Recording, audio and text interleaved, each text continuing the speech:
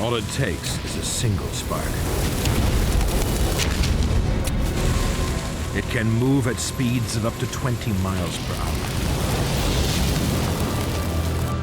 Its flames devour everything in its path. It can strike in the wilderness or in a quiet neighborhood. Get out! Get out! Wildfire.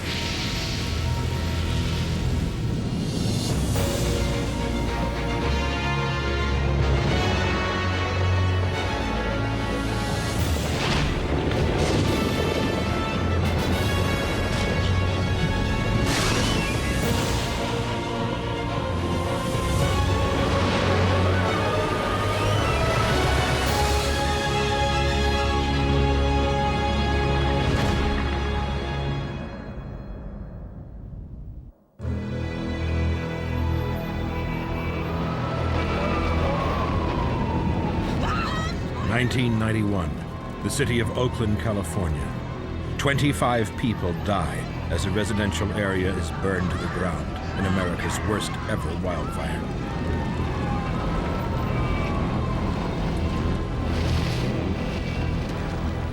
Over 3,000 homes are destroyed, causing $1.5 billion worth of damage. From California to Spain to the Australian bush, the dry regions of the world are under constant threat from wildfire.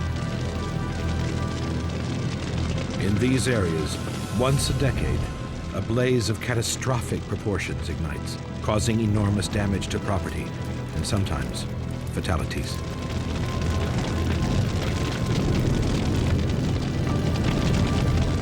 One of the century's most devastating wildfires took place in April 1983 on what became known as Ash Wednesday, when fires started throughout southeast Australia. The small town of Upper Beaconsfield in the state of Victoria was one of the worst hit.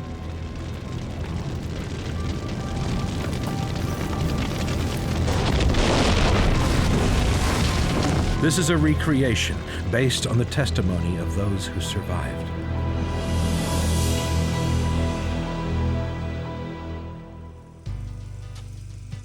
Howard Griffiths, his wife Sheila, and their 3 children left England in 1980 and moved to Australia.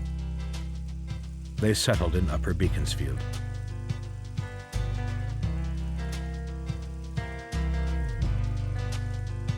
The Griffiths quickly grew to love their new home.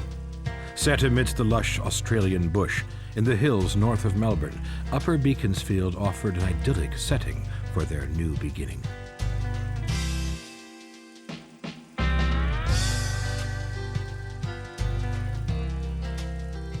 They soon started to enjoy the Australian way of life, the barbecues, the swimming pool, the glorious sunshine. It could not have been more different to the life they'd left behind.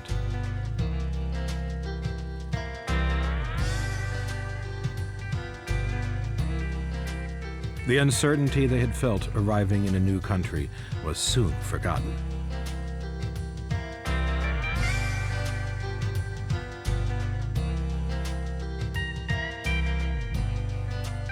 Their son Chris had just turned 20 and had begun working at the local bank.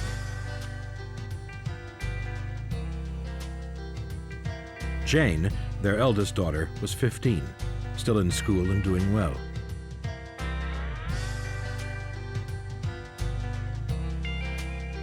Karen, the baby of the family, also seemed to be settling in and making new friends.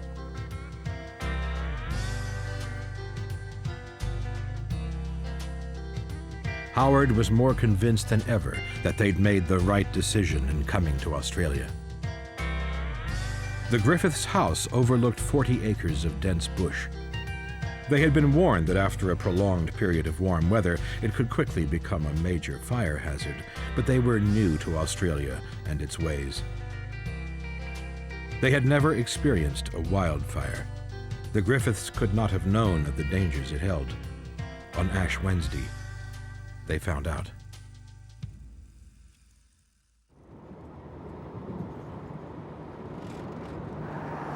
As usual on a weekday, Sheila leaves work just after 3:30 p.m. and starts the 10-minute drive home.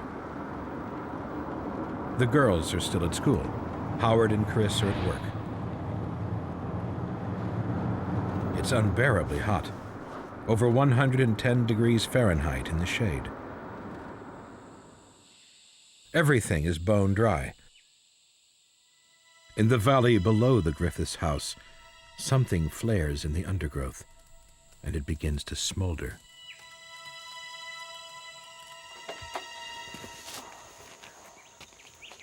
Sheila is the first to get home. Up in the hills, it's normally cooler, but not today. Everyone is suffering from the heat. How are you, darling?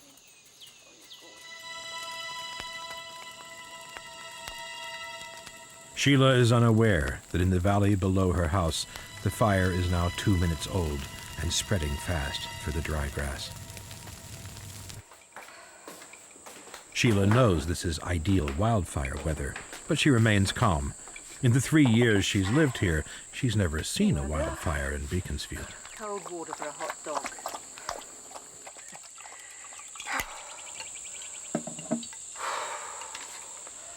She tries to cool off and waits for the kids to get home from school.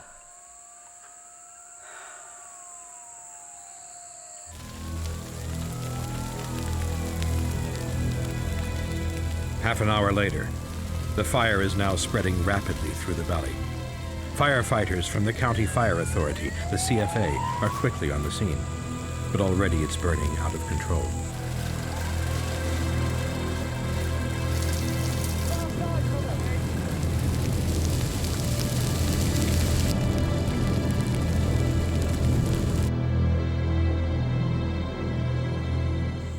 Sheila's 2 daughters arrive home from school.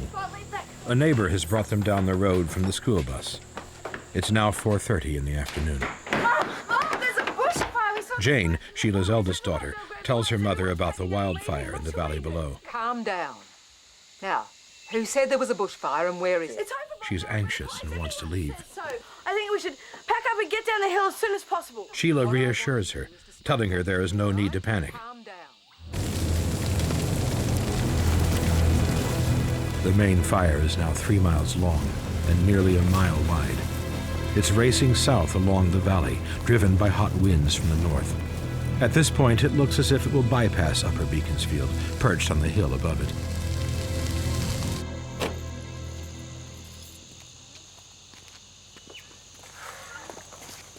Hey, Ma, Squirt. What's going on? At 4:45, Chris arrives home from the bank. It's miles away. Sheila is relieved to see him. Now all her children are home safe with her. I'm getting changed. The 2 girls also take comfort from Chris's presence. He tries to calm them. His dad is fine and they're all leaving. I really think we should Look, go. I'm gonna get changed. Chris isn't worried, but Jane is adamant. Nothing will reassure her.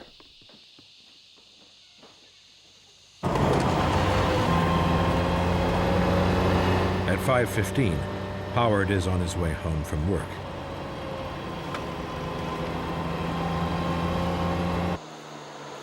He sees the fire in the valley below.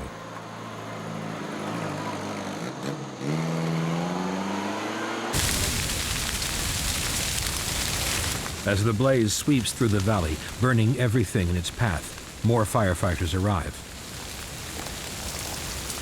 But there is little they can do except damp down the smoldering embers it leaves in its wake.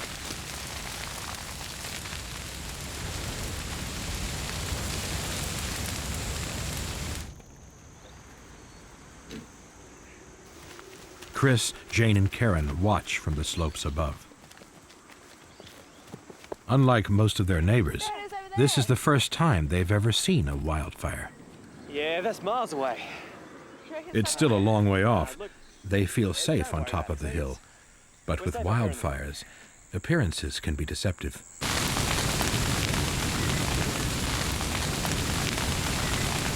The fire is sweeping through the bone-dry bush at a rate of 7 miles per hour.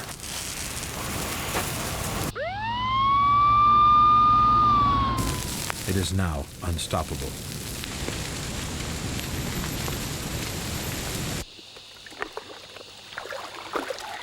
Once home, Howard immediately starts preparing for the worst. He follows the county fire authority's guidelines on protecting buildings in the event of bushfire. Dad, we went down the hill a bit to have a look. It's miles away. It's still over the other side of the valley. Oh, that's good. I'd still like to wet the house down a bit, though. Chris, would you mind... The Griffiths' home isn't connected to the mains water supply, but the swimming pool provides a useful alternative. What are you doing with all the water, Dad? Oh, it's just a precaution. You just wet the house down a bit, that's all. Well, can I help? Me too? Sure. Okay. They wet the ground, the walls, and fences around the house. Howard and Chris clear all surrounding areas of anything that is likely to burn easily. As dusk falls, they finish taking the dry leaves and twigs from the gutters. Watch out for spiders. It's the boys. The first of the fire trucks roars past. Fire must be getting close. Chris and Howard are still confident the fire won't reach their house. Along with their neighbors, they volunteer to help with the firefighting. You know, what's going on? Yeah, it's a good idea. I'll go and tell your mother, all right? Keep finishing here.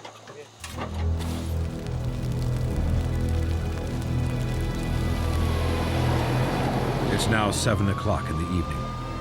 3.5 hours since the blaze started. The main fire front is burning uncontrollably 3 miles away. The firefighters are attempting to prevent it from spreading up the hill towards the residential area of Upper Beaconsfield.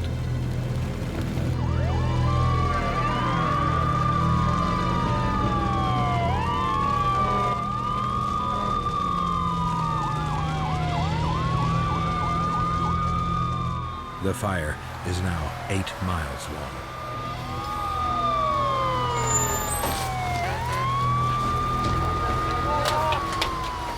Right, fellas, what we're going to do, we're going to take this fire from the flank.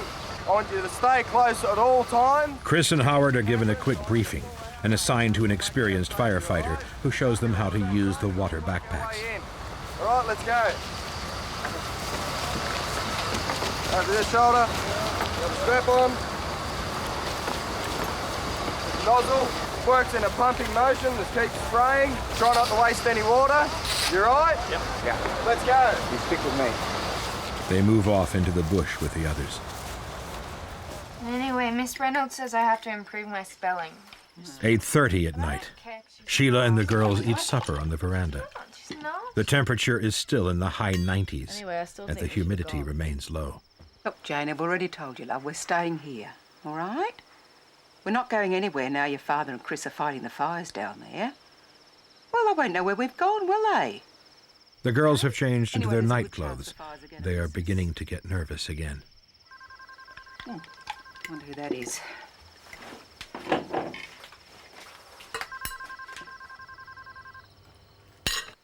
No, we're fine. Friends call Sheila and offer the family fine. safe beds for the night, away from the threat of the fire. Settle you with all us lot. But Sheila is still Anyway, confident Howard they're and safe. Chris are off fighting the fires, so Suddenly, the power fails and the phone goes dead. Elaine, have your lights just gone off? Elaine? Elaine? Hello?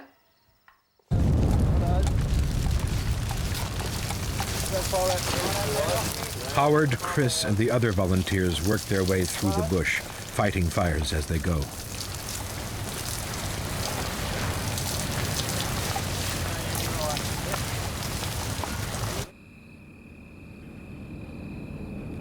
We nearly there yet, Mum? Yeah, we're nearly there, love, I think. Meanwhile, Sheila suddenly decides to take some food and drink to Howard and Chris. Just 1 minute, love. Have a look out the back, see if you can see your The dad. girls come too. Space all right. Now the entire Griffith family is out in the open. Will they Keep both it be quiet. down here? As Sheila drives through Upper Beaconsfield in the darkness, there is thick smoke everywhere, but no sign as yet of any flames. See if you can see. Yeah, it's a bit of a bump. See if you can see your Auntie Pat around anywhere, eh? All right? What, love?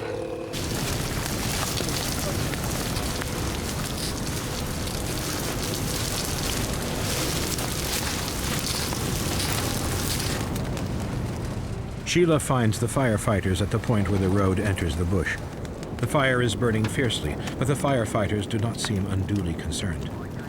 She decides it's safer for the girls to stay in the car. She takes the food and drinks and goes to find Chris and Howard. Now don't get out of the car. Charlie. She is told that Chris and Howard are safe. Yeah, she's okay. They're all okay. The boys are okay. Looks bad, but it's not as bad as it looks. It's hot. I gotta get back with water. Howard and Chris are fighting the fire just 100 yards from where Sheila has parked the car. But in the flames and smoke, she can't see them. At that moment, Chris's water backpack runs dry. Hey, where'd you go?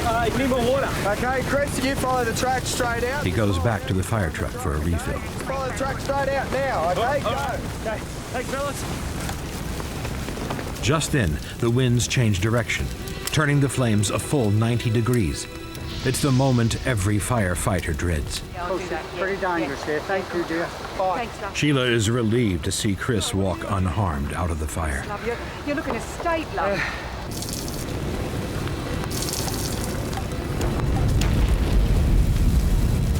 The Griffiths are unaware that 50 miles per hour winds are now blowing the fire up the hill, straight towards them.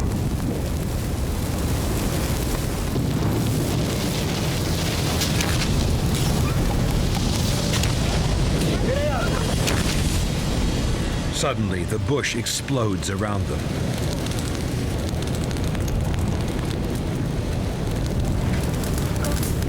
Get in the car, get in the car, get in the car. Chris pushes Sheila into the car and drives. The girls are screaming for their father. He's still out there.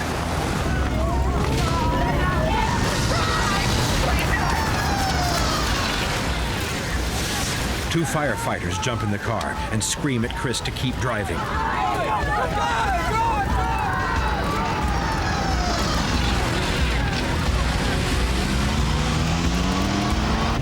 Come on, let's go, let's go. Just calm down, all right?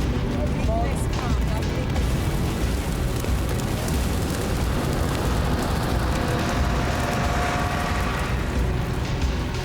When they get to the fire truck, Chris stops the car to let the two firefighters out. Sheila wants to go back and get Howard, but the firefighters tell Chris to keep driving. They know the wind has changed direction and that the fire is heading straight for Upper Beaconsfield. The others, the fire's coming up the hill. You've got to get out. Go now, go! It's all right. It's okay, it's okay, it's all right. The Griffiths continue to drive up the hill. They're hoping to reach the summit and then drive down into the next valley where they will be safe. Behind them, somewhere in the flames, is Howard, but they cannot turn back. As they near the top of the hill, they turn and head straight into a raging inferno.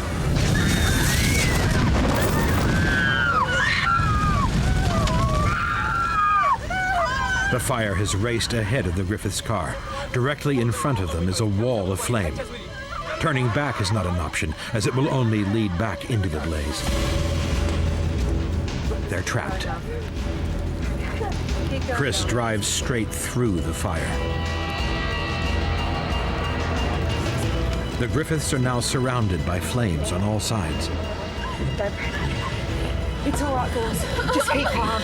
Don't panic, all right? Chris has driven this road 1,000 times, but it's now unrecognizable. Everything is on fire. The smoke is dense. The heat in the car is overpowering. Suddenly, in the middle of the flames, Chris stops the car.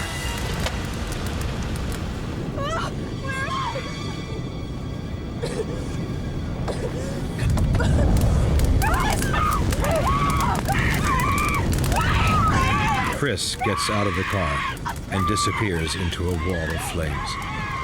Nobody knows why. Sheila and the two girls are frantic.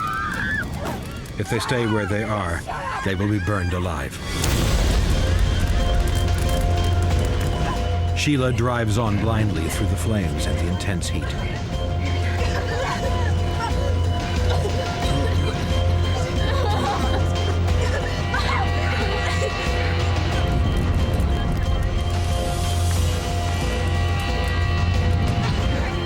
She manages to drive on for another few hundred yards. The road is lined with burning trees. Their blazing canopies arc over the Griffiths car, creating a tunnel of fire.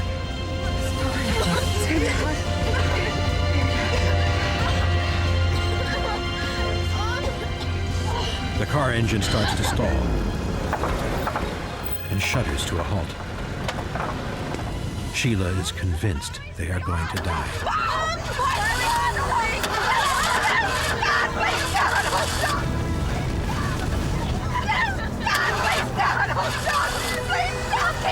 Sheila can smell gasoline.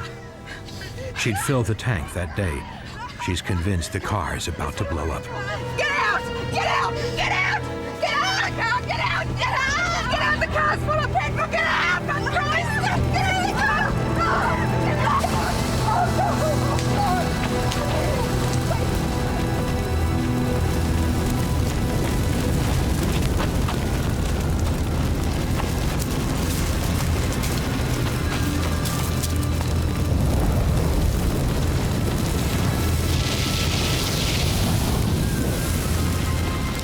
They run through the tunnel of fire.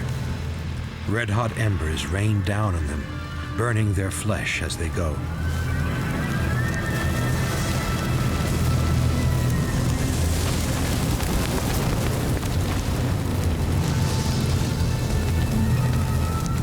The girls are faster than Sheila and are far ahead. They call out to her to hurry. Sheila is moving as fast as she can, but she can't keep up. Encouraged by their cries, she keeps running.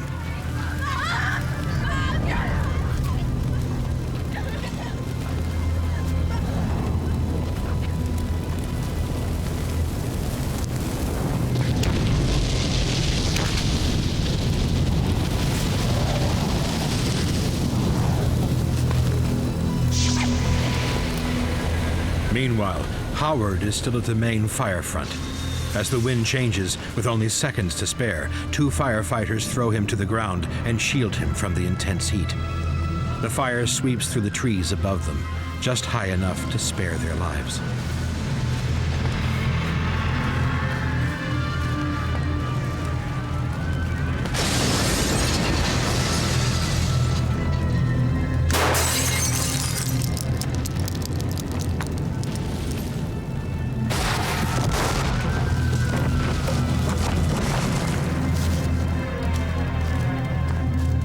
Unaware of what has happened to his family, Howard emerges from what's left of the bush.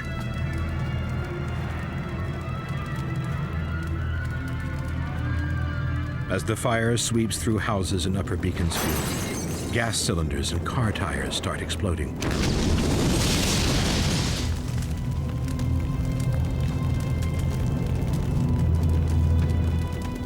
Howard sees Sheila's car in flames.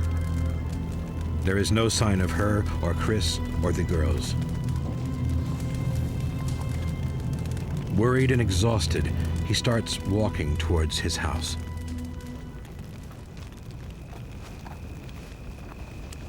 It is now 4 o'clock in the morning.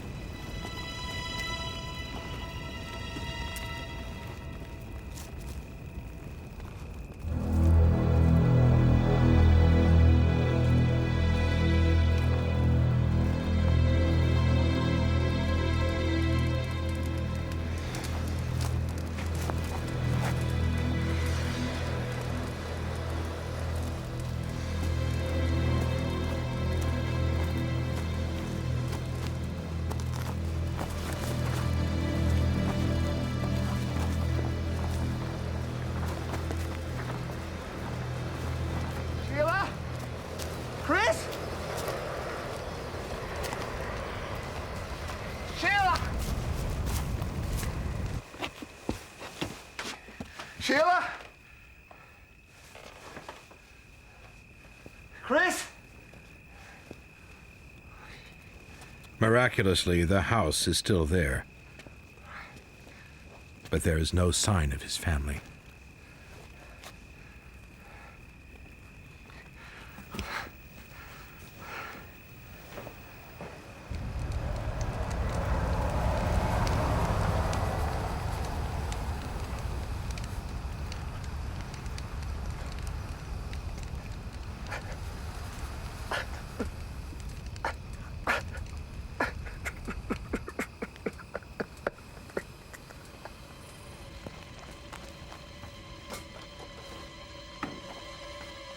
Meanwhile, Pa Moore, one of the Griffiths' neighbors, is about to abandon his house to the fire when 3 blackened figures come screaming from the flames.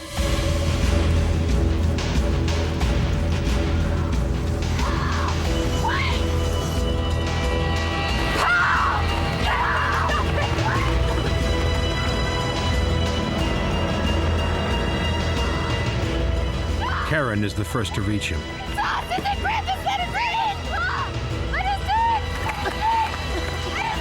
She bangs on the windows until Pa stops and lets them in. Get in, quick! Get in! Get in! Pa, drive! Just go! Pa drives Sheila and the 2 girls out of the flames.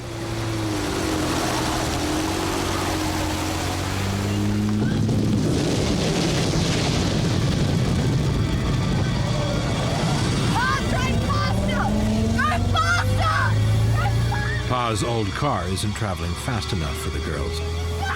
They're convinced the flames will catch them. Drive! Get out! Sheila is in agony from the burns she suffered. Open your eyes, Mom! She has the worst injuries of the 3, with 3rd-degree burns over 30% of her body.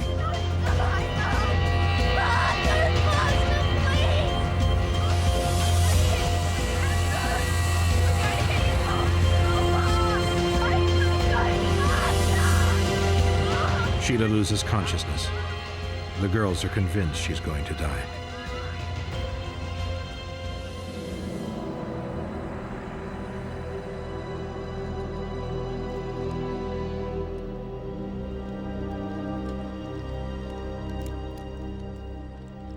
The dry winds stop. The fire finally burns itself out, but embers continue to smolder for 10 days. The cost in lives and property is enormous. 23,000 acres have been burned. Over 2,000 homes have been destroyed in the fires that raged in the state of Victoria. 47 people have lost their lives. I got down to this place called Acuna Park, and there was just literally hundreds of ambulances. There was an officer. He said, "What's your problem, mate?" And I said, "Have you heard anything about a Griffiths family?" And he says, "Oh, yes." He says, "Your wife and 2 daughters have been taken into a hospital that in the city, in the Alfred Hospital." He says, "But I've got some bad news." He says, "You've lost your son."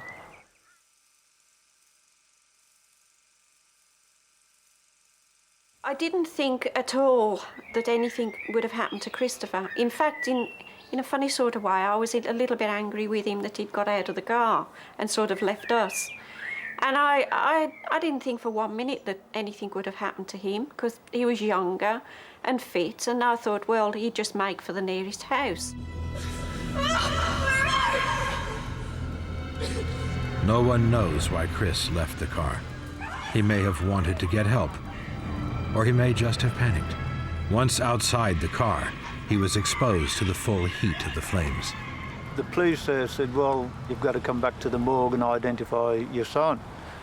Christopher was laid out on a table with a sheet over him, and I said, "Well, do I have to look at him?" And they said, "Well, yes." And I said, "Well, one thing I can recognise Christopher by," I said, "he'd got these boots on, and on each boot they'd got braided onto each ankle was a deer's head." And they said, "Well, that'll be fine. You can identify him like that if you wish." And I said, "Okay." And I looked and I said, "Yes, that's Christopher." And as I say, he'd got this sheet over him, and that's how I saw him and how I wanted to remember him. But I remember giving him a hug, and I could feel his hair, just like Sheila's, all burnt up and matted. It is the immense heat radiating from the flames, rather than direct contact with the blaze itself, which causes most wildfire fatalities. There's a number of ways that people can actually perish within a fire. These flames are radiating, it's very hot. The body undertakes enormous shock, and it just can't cope, and death occurs within a few seconds. The second way in which I believe people can die is if people breathe in and ingest hot air, and this is perhaps a little gruesome, but what then happens is that you get severe burning of the inside of the lungs. A fluid is generated, and you just can't breathe. Though Sheila, Jane, and Karen never came in direct contact with the flames, the heat alone was enough to give them severe burns.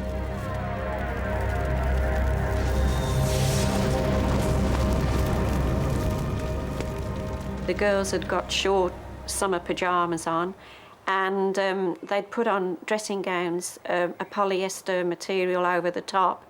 Well, as we started running, Karen threw hers off, but Jane didn't. And the sleeves melted down on her hands, and it melted onto her legs as well. When we arrived in casualty, the last thing I can remember, they were shaking me to name a next of kin. They told me afterwards, at my age, with my extent of burns, that years ago I wouldn't have survived. It would be a long struggle for Sheila and her daughters. The most immediate danger was the massive fluid loss caused by the burns. When the skin is burned, the associated blood vessels there get damaged and they start leaking fluid. The victim very quickly ceases to look like what he or she was before the accident, because very quickly their face swells up like a balloon. Before the days when we could give good intravenous therapy, people died of fluid loss. They just became dehydrated. This fluid loss has to be counteracted immediately. If the patient is unable to drink, then liquids must be administered intravenously. Burns victims can lose up to half their body fluid in a single day. When I came round, I was conscious on the following morning. The first thing that hit me was that I couldn't move. With the trouble with burns, you get an awful lot of liquid that comes from your burns, and they'd put dressings on us, but it was the regular thing that during the day these dressings were soaking wet with all the seepage, and they kept reinforcing them and putting more dressings on and more dressings, so that if you can imagine a soaking wet dressings on your limbs, the weight, you just couldn't move. More. Having survived massive fluid loss, they now faced a second threat to their lives. The cells are now dead, but there's a rich source of energy for bacteria, so the bacteria can now live on the cells without the body's defense mechanisms coming into play, because there's no defense. And then they get to the stage when there's overwhelming infection within the burn, and then it spills over into the body and causes blood poisoning, septicemia. Jane did develop an infection and spent days in an isolation ward. She and her mother and sister had to undergo excruciatingly painful treatment, which many victims find even more painful than their original injuries. The only way to avoid infection is to remove the dead skin and to replace it with a graft from another part of the body. Skin graft donor sites are terribly painful because you've shaved off from normal skin the surface and exposed this myriad of nerve endings. And similarly, if you take away dead tissue, you're exposing living tissue, and the living tissue underneath, of course, is painful. So that's why people with extensive burns, they look back on it, having survived, on a period of horrendous pain. When Jane had hers done, I mean, I could hear her screaming through 2 closed doors, you know, and she was very crafty, because if we both had to have something done, she made sure I had mine done first to see, you know, what it involved and how bad it was. After 7 weeks, the Griffiths were released from the hospital. However, their ordeal wasn't over. They would return many times for further treatment. As with many burns victims, it was the psychological scars which would take the longest to heal. I suffer from anxiety and panic disorder now. I've lost 50 kilos in weight. I used to be 90 kilos. I've lost a lot of weight through stress. I've seen numerous psychiatrists. The fact that I never got to say goodbye to my brother, you know, that still plays on me, and so I'm still having a lot of therapy for that. We've all had our individual problems. I've had my own share of problems as well, both physically and mentally, which I guess is just a natural thing after such a traumatic experience. I don't want to be too much of a soothsayer, but I would think they'll carry this problem to their death. The events of a single day in April 1983 changed the lives of the Griffiths family forever.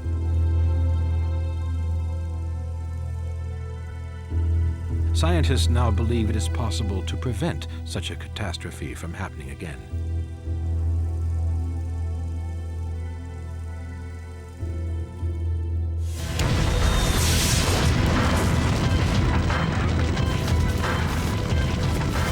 All it takes is a single spark.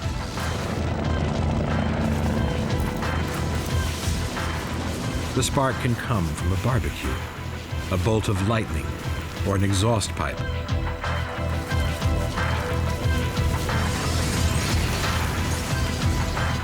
The fire will spread rapidly. If it burns for more than 5 minutes, it will almost certainly be impossible to extinguish. Wildfires have blazed throughout the centuries, but now scientists are beginning to understand how they work and how they can be contained. When you think of a forest fire, I suspect some people think of a whole area of forest all burning at once. That really isn't what happens. What happens is that there is a wall of fire. The flames that travel as a wall are likely to be travelling at quite a fair speed, so the time that they're in any one spot is really quite low, a minute or so. This wall of fire is called the fire front. It spreads rapidly, burning dry matter on the ground. The fuel that is of importance for those flames are the fine fuels, leaves, twigs, dry grass. They're not the trees, they're not the trunks, they're not the big branches. After the fire front has moved on, the burning embers it leaves in its wake start to incinerate larger static objects, such as trees.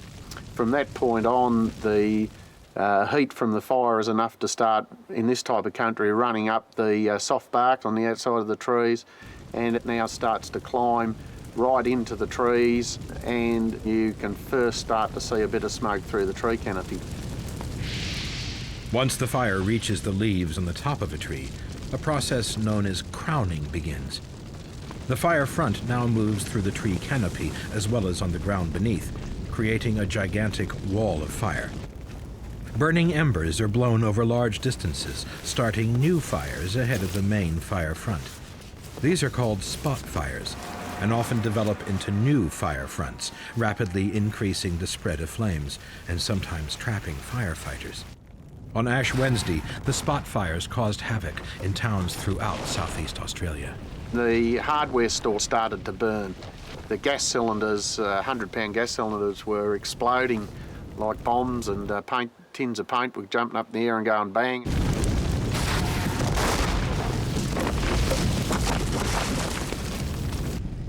But it was the sudden change in wind direction which did the real damage on Ash Wednesday. The fire front had burned its way through the undergrowth, leaving a trail of smoldering ash several miles long in its wake. When the wind direction changed, the ember trail reignited, and because the wind was now coming from a different direction, the flames were blown sideways into fresh undergrowth, creating a new fire front stretching the length of the ember trail. This new fire front was much longer and more difficult to contain than the original one.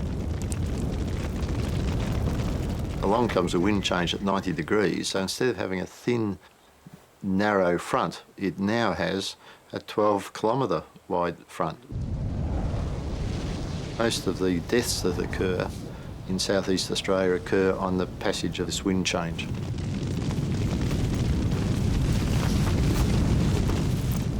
The wind changes on Ash Wednesday were dramatic and lasted longer and blew at greater speeds than anyone could have foreseen.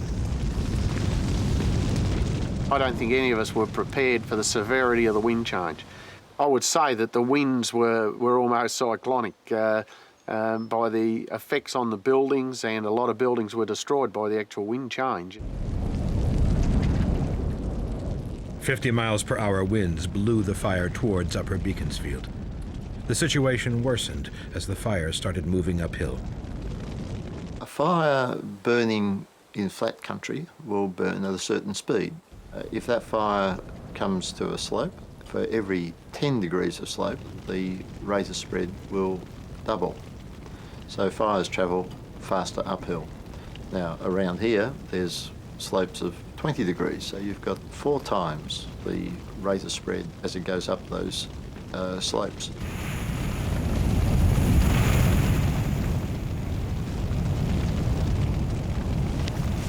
Those caught in its path were amazed at the fire's speed. Just down the road from here, one of the lieutenants in the local brigade was on the roof of his house trying to put out the embers, and he believes this whole 380 acres in this park burned in between 3 to 5 seconds. He reckons he saw that from the roof of his house. Within a matter of minutes, the fire reached Upper Beaconsfield. A lot of people try to think of firefighting as warfare, and it's not, because in most wars, either side have a possibility of winning. Not with the fire. The fire is just so much exceeds our capacity to cope with it that it will always win. As the wind changed, people heard a loud roar and saw a massive fireball. When it came back up, it hit the bush and it was like an atomic bomb going off. The whole of the bush exploded up in the air, and the firefighters that were standing there, they just were shouting, "Get out as quick as you can." The fire moved so quickly there was no time to seek sanctuary. Many were caught out in the open. The most dangerous thing that people can do is be out in the open, on foot or in motor vehicles during the passage of the fire front, as they simply don't get enough protection from the radiant heat. Ideally, to maximise your chances, you'd be sheltering down below the level of the glass in the doors, maybe under a woolen blanket or under extra clothing, anything that will block the radiant heat. Many try to outdrive wildfires, but burning trees, poor visibility, and traffic jams caused by other drivers trying to escape all increase the chance of fatalities. Drivers are frequently trapped inside their cars while attempting to flee. It then becomes a matter of good luck, if you like, as to whether you survive. And we have stories from Ash Wednesday about people sitting in their cars until the upholstery ignites and then being forced to run. And some of the people who run survive, and some of the people who ran didn't. It is best to stay in a building. Even a wooden house provides better protection than a car. A fire front may only take a minute to pass over a building, during which time its walls offer protection from the heat. As long as the area around the house has been cleared of leaves and undergrowth, the flames shouldn't reach the house itself. Whilst you might have a very severe and intense fire in the forest, the actual fire spreading across your property is much lower flames, much less heat, and it becomes a survivable experience. Hey, here right! The main danger is from embers and burning debris blown onto a house. These embers need to be found and extinguished immediately. One classic example from Upper Beaconsfield involved a burning ember landing in the corner of a wooden window frame. and over a period of hours it bore its way right through the wooden window frame, ignited the lace curtain in behind, and the owner of the house happened to be walking past with a big jug of water, threw it on the curtain and saved their house. In the house opposite them in the street, 2 members of the family died trying to conduct a late evacuation.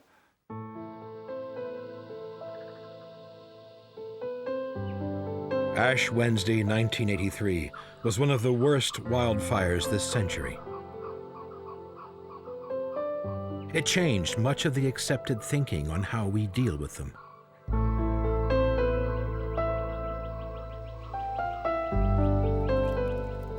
Wildfires are now seen as an inevitable part of the natural order. The fuel that builds up on the bush floor must burn, either by chance or by design. Fire is such an integral part of the ecology of the world's arid regions that many plant species rely on fire to germinate. The Australian Aborigines knew that fire was essential for survival. They used fire to hunt and create paths through the bush. Their constant burning kept natural fuels at a low level.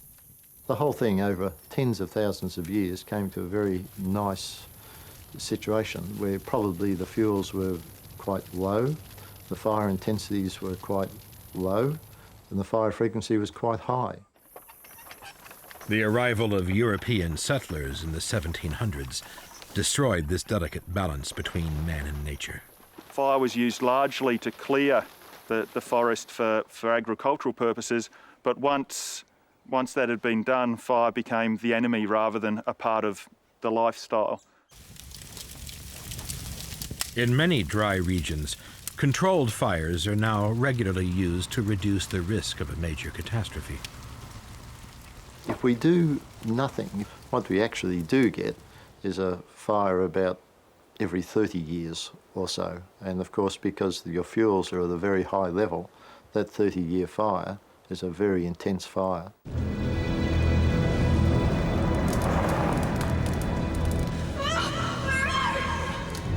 Ash Wednesday was just such a fire. It changed the Griffiths forever.